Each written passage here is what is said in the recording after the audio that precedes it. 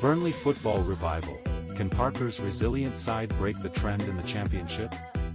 When Burnley's new journey in the Premier League kicked off, it seemed almost inevitable they'd make an immediate splash. Their first game under Scott Parker's leadership was a bold statement, a 4-1 victory at Luton, a team that had just slipped down alongside the Clarets. On that warm summer night at Kenilworth Road, Burnley's bright start ignited hopes of a swift bounce-back.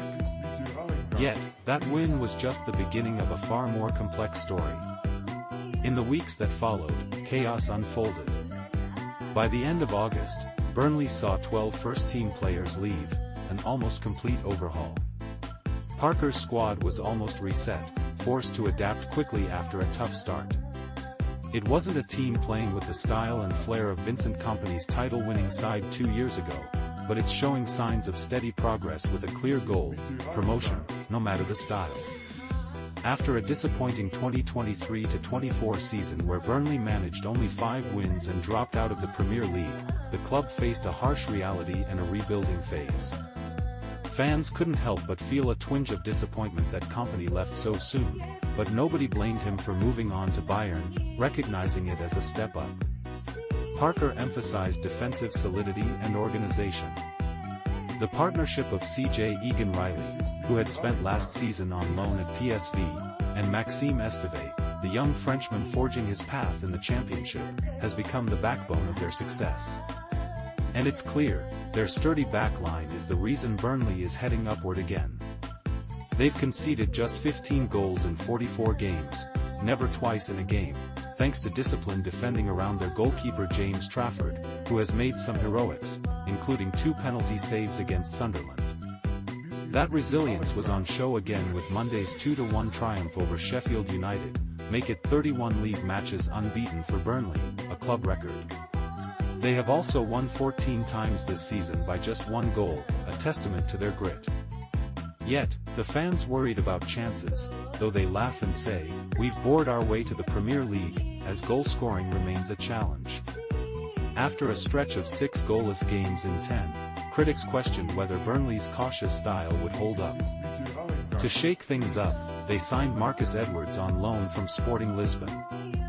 Once a star with Ruben Amorim's team, Edwards saw his minutes drop, putting him on Burnley's radar. Since his arrival, the average goals per game rose from 1.2 to 1.8, giving the attack a much-needed boost. Additionally, Parker's tactical tweaks, like deploying Hannibal Mejbri behind Zian Fleming, have added extra firepower, especially highlighted in their recent win. But a pressing question remains: who among Burnley's squad can step up to the Premier League's tougher standards? Vincent Kompany's approach in the second tier outperformed expectations, but it didn't translate in the top flight. Parker's more pragmatic style aims to avoid those pitfalls. His experience isn't glamorous: relegated with Fulham, sacked after 4 games at Bournemouth, a short spell at Club Brugge, but he's determined to build a squad capable of thriving. Looking ahead, Burnley will need to smartly reinvest as they come into the transfer market.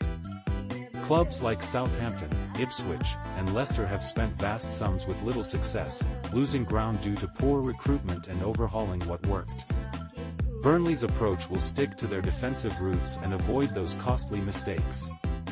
One challenge Parker faces is retaining key players like Trafford and Esteve, both of whom are attracting interest from top clubs, Newcastle among them.